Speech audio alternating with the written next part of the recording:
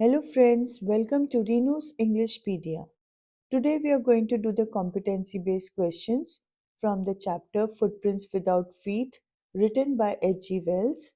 Before we start with the questions, let's have a quick look at the theme and the important points of the chapter. Another thing, the competency-based questions are going to be based on the theme, so we need a good familiarity with the theme. So let's get started.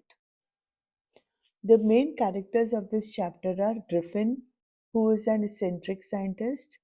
There is a clergyman and his wife. Then Mr. and Mrs. Hall, who are the inn owners where Griffin comes to stay. And then Mr. Jaffers, he is a constable. इस chapter की summary पहले हम पढ़ लेते हैं, उसके बाद हम थीम और वैल्यूज़ पे बात करेंगे. So what is the summary of this chapter? ये एक ब्रिलियंट साइंटिस्ट ग्रिफिन की कहानी है. उन्होंने अपने आप को डीजेनरेट कर लिया है. He has morally declined himself from a great scientist to a lawless person. अब कैसे शुरुआत हुई थी कि he discovered how to become invisible. उन्होंने ह्यूमन बॉडी को ट्रांसपेरेंट बना लिया है, बट उन्होंने अपनी इस डिस्कवरी को मिसयूज़ किया. उन्होंने अपनी पावर ऑफ इनविजिबिलिटी को सोसाइटी की वेलफेयर, ह्यूमैनिटी की मदद के बजाय, सोसाइटी की वेलफेयर की जगह, ह्यूमैनिटी की बजाय खुद की पावर बढ़ाने के लिए इस्तेमाल किया. उन्होंने इसको थ्रेटन करने के लिए, लोगों को तंग करने के लिए, इनोसेंट पीपल को बीट करने के लिए, उनसे चुराने के लिए यूज़ किया. नॉट ओनली दिस, उन्होंने इलीगली कई स्टोर्स एंड शॉप्स में एंटर किया, वहाँ से पैसे और चीज़ें चुराए. उन्होंने इनविजिबिलिटी की हेल्प से एक क्लर्जीमैन के घर में भी चोरी करी. This incident of robbing the clergyman happened in the Iping village. Griffin invisible रहते थे, और विजिबल वो तभी होते थे जब वो कपड़े पहनते थे. अगर वो कपड़े ना पहने तो वो किसी को भी दिखाई नहीं देते थे. लोग उनको तब देख पाते थे जब वो कपड़े पहनते थे, क्योंकि he would cover his face with bandages and all. अब इस चैप्टर से चैप्टर को पढ़ के हमें जो मैसेज मिलता है, दैट इज कि अगर हम साइंस का मिसयूज करें, अगर हम one of the most brilliant discoveries का भी चाहे हम उसको डिस्कवर कर लें, हम जितना मर्जी ग्रेट हो जाएं, बट अगर हम किसी भी साइंटिफिक एक्सपेरिमेंट का, नॉलेज का मिसयूज करते हैं, तो अ brilliant scientist like Griffin can also become a monster. He can be a threatening lawless person. तो ये मैसेज बहुत स्ट्रॉन्ग है इस चैप्टर में. इस चैप्टर का अक्सर एक्सट्रापोलेशन जो आता है, that is in comparison to Ebright. दोनों के कैरेक्टर्स में दोनों साइंटिस्ट हैं, but Ebright is working for humanity and Griffin is a lawless person.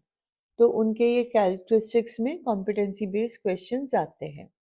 अब इस चैप्टर की थीम बात करें, then the theme is dealing about the misuse of science for personal need. हमारे पर्सनल बेनिफिट के लिए हम साइंस का मिसयूज कर रहे हैं. अगर हम वैल्यूज़ की बात करें कि इस चैप्टर से हमें क्या वैल्यूज सीखने चाहिए, तो इसके वैल्यूज क्लियर हैं, that we should not misuse science for personal use. One should not harm others for a self benefit. Now talking about the title, जो ये टाइटल है, ये एक साइंटिस्ट की कहानी है जिन्होंने अपने आप को इनविजिबल बनाया. अब बिकॉज ही इज इनविजिबल तो लोगों को वो नज़र नहीं आता है, बट उनकी सॉलिड बॉडी है, राइट. वो इंसिडेंट ऐसा होता है कि in order to escape being caught, he has to move around without clothes. अब जब वो विदाउट क्लोथ्स हैं, without shoes, and he is walking on the streets, तो उसके पैर गीले हो रहे हैं, ऊपर से स्नो में पैरों के निशान भी बन रहे हैं. अब ये निशान कुछ बॉयज़ देखते हैं एंड दे आर पजल्ड कि हाउ इज़ इट पॉसिबल कि they can be footprints without feet. जैसे जैसे पैर चल रहे हैं, वो उन पैरों को फॉलो कर रहे हैं. They can not see Griffin, but they can see his footprints, right. जब आप इनविजिबल होते हो तो आपका बॉडी मास रहता है, आपकी बॉडी सिर्फ ट्रांसपेरेंट हुई है, तो जब वो चल रहा है तो उसके पैरों के निशान बन रहे हैं। अब यहीं से हमने टाइटल उठाया है, क्योंकि यहीं से उसकी जो सारी प्रॉब्लम्स हैं वो शुरू होती हैं। अगर वो विज़िबल होता है, तो वो जो अपनी सेल्फ़िश डिज़ायर्स है वो पूरी नहीं कर सकता। अगर वो इनविज़िबल होता है, तो उसको बहुत तरह के प्रॉब्लम्स फ़ेस करने पड़ते हैं, जैसे एक्सट्रीम टेम्परेचर है एंड फुट मतलब उसके इनविजिबल होने के ही कारण he is getting into so much of problem, he becomes lawless, उसका पावर उसके दिमाग को चला जाता है, वो किसी को भी कंपैशन एम्पैथी के साथ नहीं देखता, वो सेल्फिश होके जहाँ भी क्लर्जी मैन के घर पर भी चोरी करता है। तो इन सारी कारणों से because of his ability to become invisible, उसने जो फॉर्मूला बनाया था, तो यहाँ से उसका जो पूरा प्रॉब्लम है कि राइज होती है। और जब हम चैप्टर का नाम फुटप्रिंट्स विदाउट फीट रखते हैं, तो it is drawing attention to the point where his life had started becoming difficult. इसी पॉइंट से उसको सारी प्रॉब्लम्स शुरू हुई थी। So now since we have completed with a quick summary, let us quickly jump into the competency questions. So the first question is, why does the writer say that Griffin had chosen a bad time to be in London without clothes?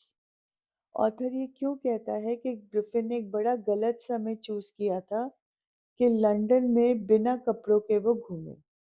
तो ये इसलिए कहा है क्योंकि वो mid winter का महीना है। कुछ बुक्स में अगर आप ओरिजिनल बुक देखो, तो वहाँ पे एक डिस्क्रिपेंसी है, एक तरफ दिसंबर बोला गया है, एक तरफ फरवरी का महीना बोला गया है, बट ये दोनों ही महीने जो हैं they are winter months and the air was bitterly cold. अब ग्रिफिन इस कोल्ड एटमॉस्फेयर में विदाउट क्लोथ्स अगर हो, तो he can not tolerate the harsh weather. तो इसीलिए राइटर का ये comment that Griffin had chosen a bad time to be without clothes. Next question, the neighbour suspected Griffin of burglary, state why this was not justified. Neighbours का suspicion that Griffin was कि Griffin ने burglary किया है, ये justified नहीं था क्योंकि कोई कॉन्क्रीट एविडेंस नहीं था जो उसको क्राइम के साथ लिंक करे। उसका जो स्ट्रेंज बिहेवियर और इनविजिबिलिटी थी, ये प्रूव नहीं कर रहा था कि वो गिल्टी है।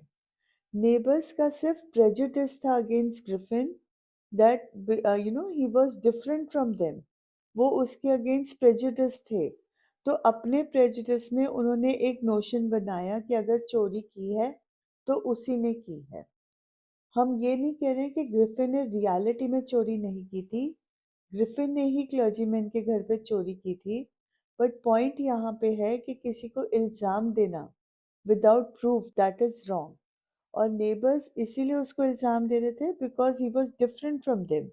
It was because of his strange behaviour, the strange way he was dressed in bandages and all. तो उनसे उनका प्रेजुडिस जो है वो बहुत हाई हो गया था and therefore they blamed him. Next question, Griffin's brilliance as a man of science fades before his darker traits. Comment.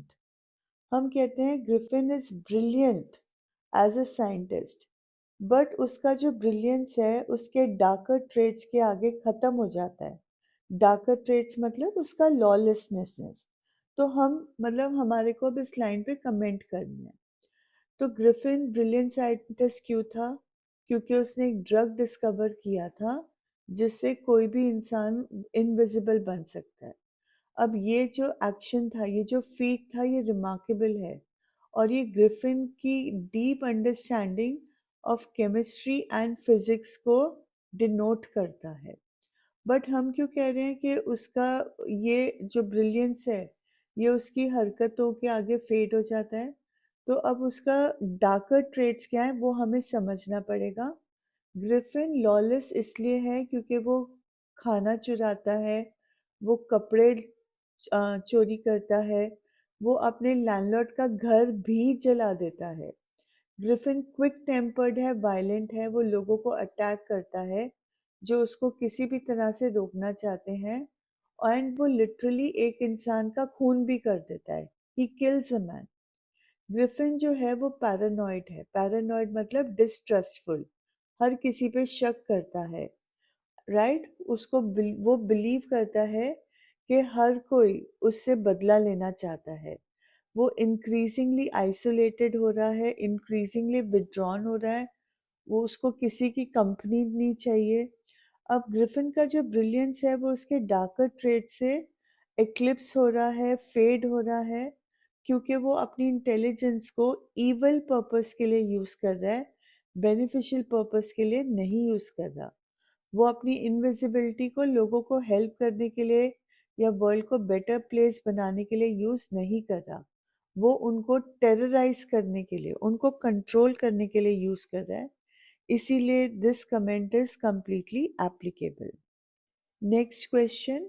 What do you think would have happened if Griffin had been caught by Jaffers and the latter hadn't become unconscious? आपको क्या लगता है क्या हुआ होता अगर जैफर्स Griffin को पकड़ लेता और जैफर्स बेहोश ना हुआ होता?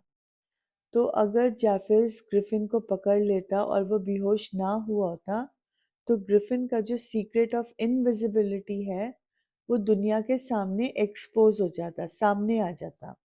ग्रिफिन को अरेस्ट कर लिया जाता, and it is probable that he would have been subjected to scientific experiments to determine how he achieved invisibility. उसके ऊपर साइंटिफिक एक्सपेरिमेंट होते ये जानने के लिए कि वो इनविजिबल कैसे बना। ग्रिफिन का इनविजिबिलिटी का सीक्रेट एक प्रोफाउंड इम्पैक्ट सोसाइटी पे लाता। It could have led to the development of new technologies and even weapons. Next question. If you were a friend of Griffin, what suggestion would you have given to him about how he could use his talent and scientific acumen? Write one suggestion and the reason for giving it. अगर तुम Griffin के friend होते तो तुम उसको क्या advice देते, क्या सजेशन देते about how he could use his talent and scientific ability? Acumen मतलब अंडरस्टैंडिंग ऑफ साइंस। अब आपने एक सजेशन और रीजन देना है वो सजेशन देने के पीछे। तो what suggestion would you have given? That he uses talent and scientific acumen to help others. He could use his invisibility to investigate crimes, help people in need, make scientific discoveries that could benefit the world. अगर आपने वो movie देखी है mister India जिसमें Anil Kapoor also discovers a bracelet which makes him invisible, तो यहाँ पे वो उस ब्रेसलेट को यूज करता है to help the needy, and this is precisely the same advice that we can give to Griffin. अब ग्रिफिन जो है वो एक ब्रिलियंट साइंटिस्ट है, उसके पास पोटेंशियल है to make a positive impact on the world, but वो एरोगेंट है, वो रेकलेस है। रेकलेस मतलब उसको कॉन्सिक्वेंसेस से डर नहीं लगता है। तो अगर मैं उसके फ्रेंड होता then what would have done? I would have helped him to see the error of his veg.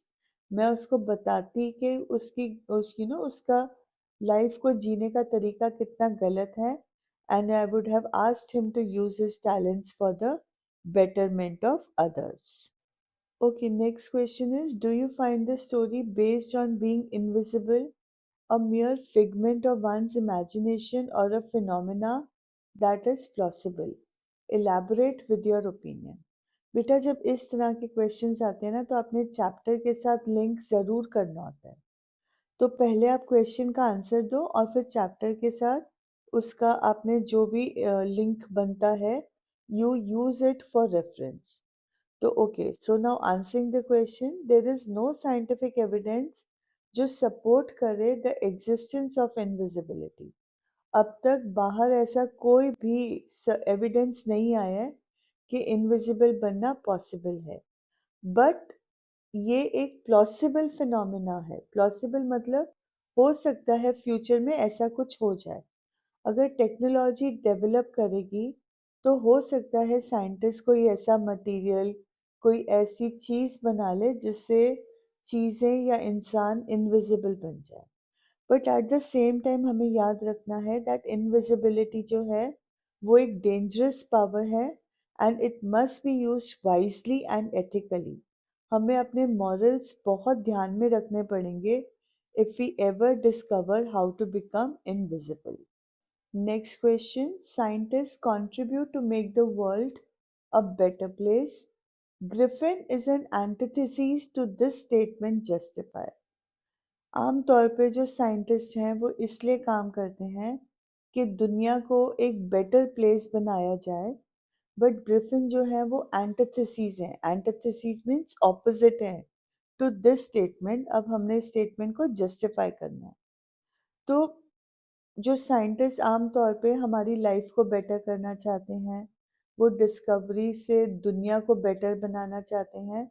But Griffin को हम एंटिथेसिस इसलिए बोल रहे हैं क्योंकि उसने अपनी साइंटिफिक नॉलेज को इविल पर्पसेस के लिए यूज़ किया। उसने इंसानों को टेरराइज किया, कंट्रोल करने की कोशिश करी।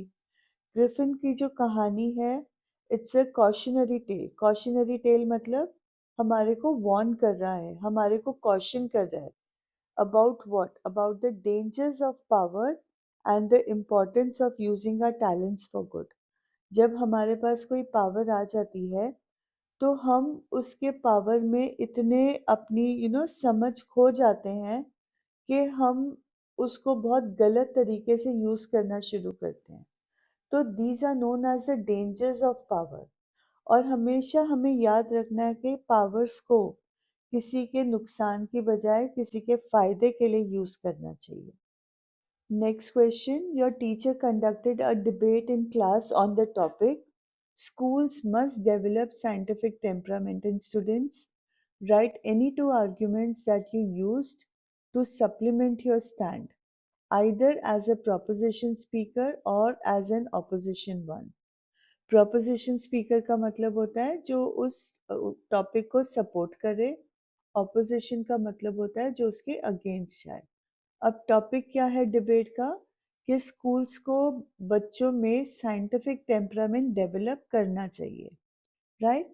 तो अगर हम फेवर की टॉप मतलब अगर हम प्रपोज करें, फेवर करें, तो हमारे आर्ग्यूमेंट्स क्या होंगे? तो हमारे को ये बोलना पड़ेगा कि अगर साइंटिफिक टेम्परामेंट होगा तो वो इसेंशियल है for critical thinking and problem solving. जब तक साइंटिफिक टेम्परामेंट नहीं होता है, बच्चा क्रिटिकली कैसे एनालाइज करेगा? बच्चा प्रॉब्लम्स को कैसे सॉल्व करना सीखेगा? जिन बच्चों के पास साइंटिफिक टेम्परामेंट होता है, वो इन स्किल्स को बहुत अच्छे से यूटिलाइज कर सकते हैं। वो आइडेंटिफाई कर सकते हैं जो बायसेस हैं, और वो इन्फॉर्म डिसीजंस बना सकते हैं। इसीलिए ये स्किल्स जो हैं ये बहुत इम्पॉर्टेंट हैं for success in school, work and life. Second point है कि जो साइंटिफिक टेम्परामेंट है ये स्टूडेंट्स को दुनिया अंडरस्टैंड करने में मदद करता है। In today's world, science and technology are increasingly important. जिन बच्चों के पास साइंटिफिक टेम्परामेंट होता है वो ये साइंटिफिक एडवांसेस को बहुत अच्छे तरीके से समझ पाते हैं और वो इन्फॉर्म चॉइसेस ले पाते हैं। इन्फॉर्म चॉइसेस मतलब with a lot of deliberate thought वो उसको पूरे अपने चॉइस को जस्टिफाई कर सकते हैं। उनके पास बहुत नॉलेज होती है and they are able to make quick decisions about their lives in a rapidly changing world. बेटा जी, अब जो ये आर्ग्यूमेंट्स थे ये इन फेवर के लिए बोल रहे हैं। अगर तुम्हें लगता है कि हमें इसको अपोज करना चाहिए तो हम ये भी कह सकते हैं कि जिन बच्चों के पास आर्टिस्टिक एबिलिटी है या स्पोर्ट्स में वो हुनर रखते हैं, तो अगर उनका साइंटिफिक टेम्परामेंट नहीं भी होएगा तो चलेगा। उनको क्या करना है कि कोई भी चीज़ कैसे बनी है, क्या उसके पीछे के प्रिंसिपल्स क्या हैं। As long as they are able to use it in an honest manner, use it for the good of the others, then whether they have the scientific temperament or not, it will not matter. अगर आप against जाना चाहते हो तो आप इसके ऊपर अपने पॉइंट्स डेवलप कर सकते हो। Next question. Readers believe that Griffin was a man without a conscience. You have a class discussion on why our conscience plays a vital role in shaping our character. Present a summary of your views on this. अब आपका question क्या है?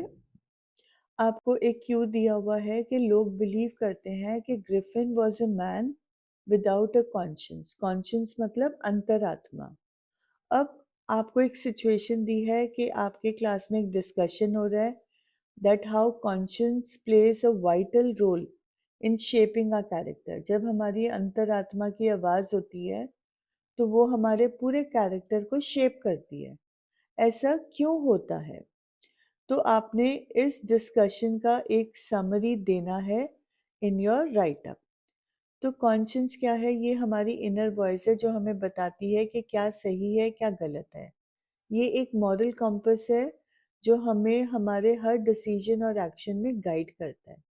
अगर किसी का conscience well developed है तो वो हमारे कैरेक्टर को शेप करता है और हमें अच्छा इंसान बनाता है. कॉन्शियंस का जो रोल है वो बहुत वाइटल है हमारे कैरेक्टर को शेप करने में, क्योंकि it helps us to number one develop moral values. हमारे जो अपब्रिंगिंग है, जो एजुकेशन है, जो लाइफ एक्सपीरियंसेस हैं, वो सब शेप्ड हैं बाय आवर कॉन्शियंस. जब हमें सही और गलत का पता होता है तो हमारी जो मॉरल वैल्यूज़ हैं उससे और भी ज़्यादा डेवलप होती हैं. Okay, one more word of caution. मैंने ये आपकी अंडरस्टैंडिंग के लिए पॉइंट वाइज लिखा है. अगर आप इंग्लिश में अटेम्प्ट कर रहे हो तो आपने एज अ पैराग्राफ लिखना है, आपने पॉइंट्स नहीं बनाने हैं. Second reason is that we can make good decisions if we are with a conscience. जब हम डिफ़िकल्ट सिचुएशन में होते हैं तो हमारा जो कॉन्शियंस है वो हमें सही रास्ता ढूंढने में हेल्प करता है. हम कॉन्शियंस के कारण टेम्पटेशन रेजिस्ट कर पाते हैं और हम वो करते हैं जो सही है, चाहे वो जितना मर्जी डिफ़िकल्ट हो. And last reason is that it makes us accountable for our actions. हमने जो एक्शंस किए हैं अगर वो गलत भी हुए तो हम खुद को होल्ड करना सीखते हैं रिस्पॉन्सिबल. तो हमारा जो बिहेवियर है उसके लिए हम अकाउंटेबल होते हैं if we have a conscience. हमें वो गिल्टी फील करवाता है जब हम कुछ गलत करें. वो हमारे को मोटिवेट करता है कि अपनी गलती को सुधारा जाए, टू मेक अमेंड्स. अब ग्रिफिन जब इनविजिबल बनता है, he loses his conscience. He no longer feels guilty about his actions. उसको कोई अफसोस नहीं होता है कि मैंने गलत किया है. वो अपने पावर को ईवल के लिए यूज करना शुरू करता है. And this incident shows us that conscience is essential for preventing us from becoming corrupt. Next question. Griffin set the house on fire when he was thrown out. Anger and revenge are in no way a solution to any problem. You are a columnist for a class 10th eZine magazine. Create a column on the importance of anger management for teens and its detrimental effects on health. You may begin like this. Anger doesn't resolve, it destroys. By so and so, 10th dash 10th ABCD जो मर्जी लिख सकते हो. अब आपका शुरुआत कैसे करनी है? Griffin in footprints without feet sets a house on fire and dash dash dash which you have to use to continue with your answer. But what is the meaning of the question? हमें question में बोला जा रहा है कि Griffin को जब घर से बाहर निकाला गया तो उसने गुस्से में घर को ही आग लगा दिया. और हमारे को आगे स्टेटमेंट दे रहे हैं कि गुस्सा या रिवेंज कोई भी सल्यूशन नहीं है किसी भी प्रॉब्लम का. अब आपको करना क्या है? आप एक कॉलमनिस्ट हो for an e magazine. E magazine का मतलब होता है इलेक्ट्रॉनिक मैगजीन. आपने उसके लिए कॉलम लिखना है on the importance of anger management. Anger management क्यों करना ज़रूरी है बच्चों के लिए, स्पेशली टीन्स के लिए, और एंगर के क्या डेट्रीमेंटल, क्या बुरे इफ़ेक्ट होते हैं हेल्थ पे. तो उन्होंने आपको पूरा फॉर्मेट क्यू सब दे दिया है to write your answer.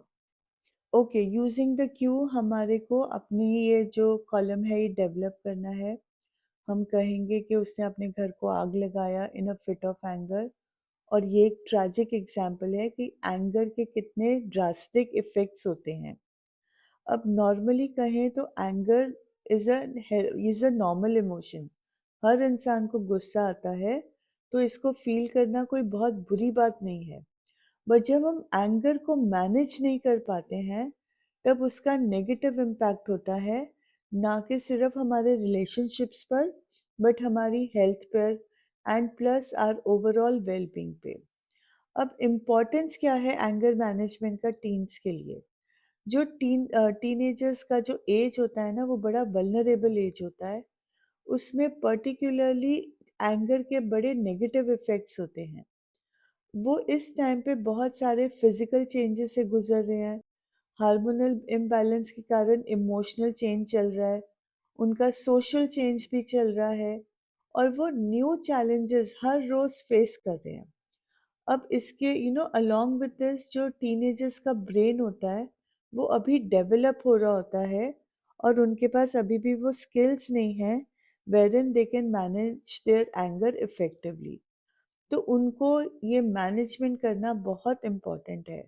अगर वो एंगर मैनेजमेंट करेंगे, तो उनके लिए क्या बेनिफिट होगा?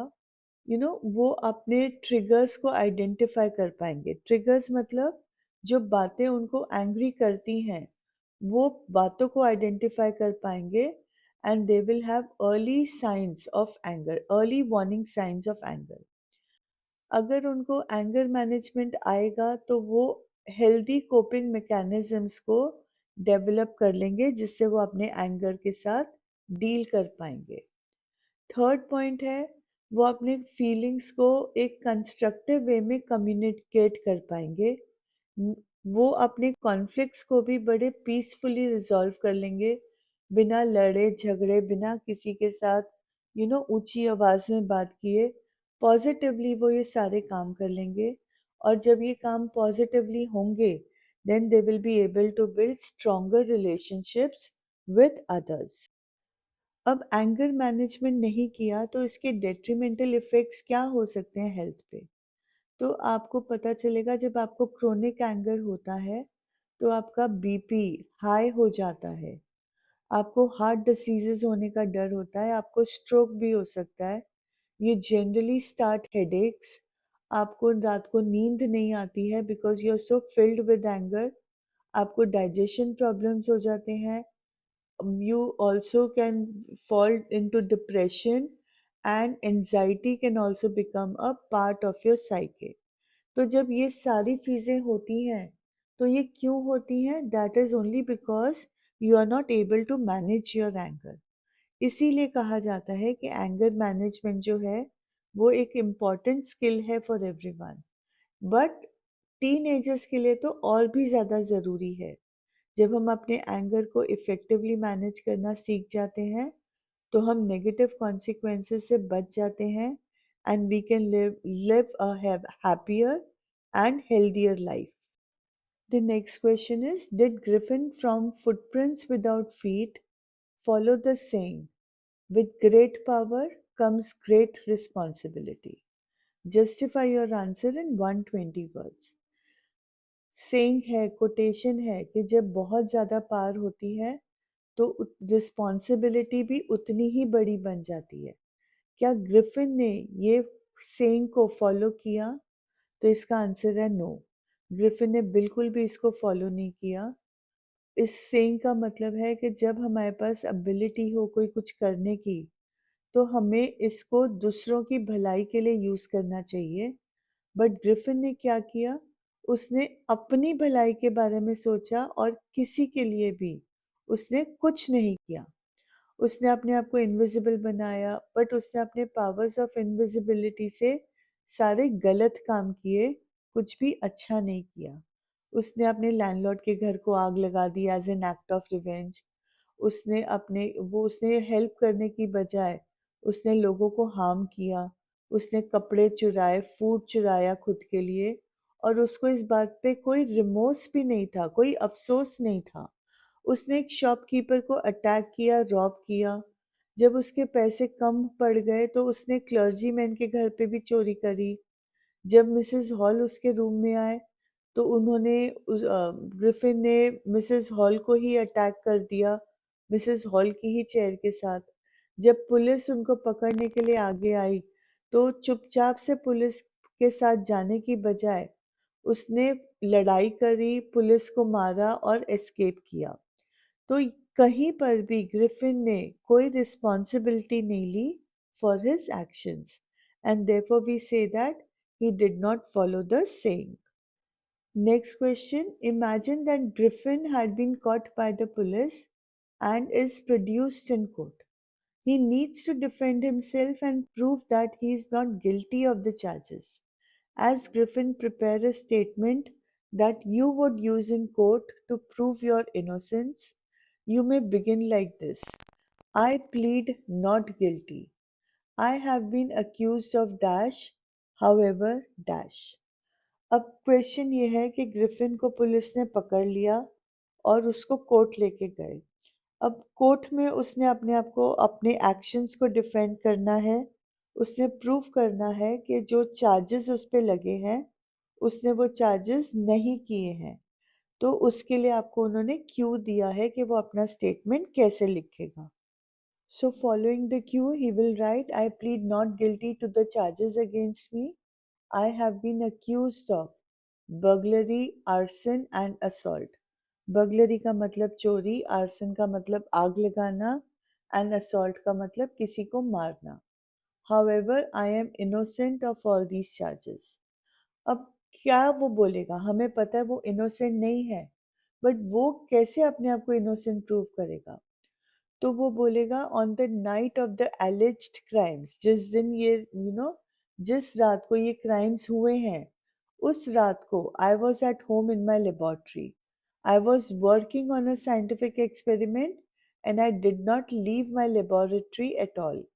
I have witnesses who can attest to this. I believe that I am being framed for these crimes. I have made enemies in the scientific community because of my work, and I believe that one of these enemies is trying to sabotage me. I urge the court to consider the evidence carefully and to find me innocent of all charges. अब वो किस basis पे ये defence दे रहा है? आपको याद होगा जब मिसेस हॉल ने रूम में एंटर करने की कोशिश करी तो ग्रिफिन ने उनके ऊपर चेयर फेंक के मारी। जब वो बाहर निकले तो वो लोगों के सामने बाहर निकले, showing that he was in the room all night, right? तो अब विटनेसेस हैं तो सबने उनको देखा रूम से बाहर निकलते हुए। So who can say that he committed the crime? फिर उन्होंने रीज़न दिया कि मेरे पे ये इल्ज़ाम क्यों लग रहा है कि मैंने साइंटिफिक कम्युनिटी में काम करता हूँ और मेरे बहुत एनिमीज़ हैं, तो वो मेरे काम को सैबोटाज, खराब करने की कोशिश कर रहे हैं। तो this is how he is going to try to plead his innocence by giving concrete reason why he did not do the crime. Okay, next question. Why were the two boys in London surprised and fascinated? ये हमने शुरुआत की slides में कर दिया. They were surprised and fascinated because they saw fresh muddy footprints on the steps of a house. New marks appeared on the footpath, but the barefooted man was not visible. पैरों के निशान नजर आ रहे थे, चलते हुए पैरों के निशान नजर आ रहे थे, बट वो आदमी ही नहीं नजर आ रहा था. Second question, who was Griffin? What kind of a scientist was he? Or how would you assess Griffin as a scientist? Or Griffin was a lawless man? Comment. तो तीनों क्वेश्चन का एक ही आंसर रहेगा कि Griffin was a brilliant scientist. ही उसने एक rare drug बनाया था जिससे ह्यूमन बॉडी ट्रांसपेरेंट बन जाती थी.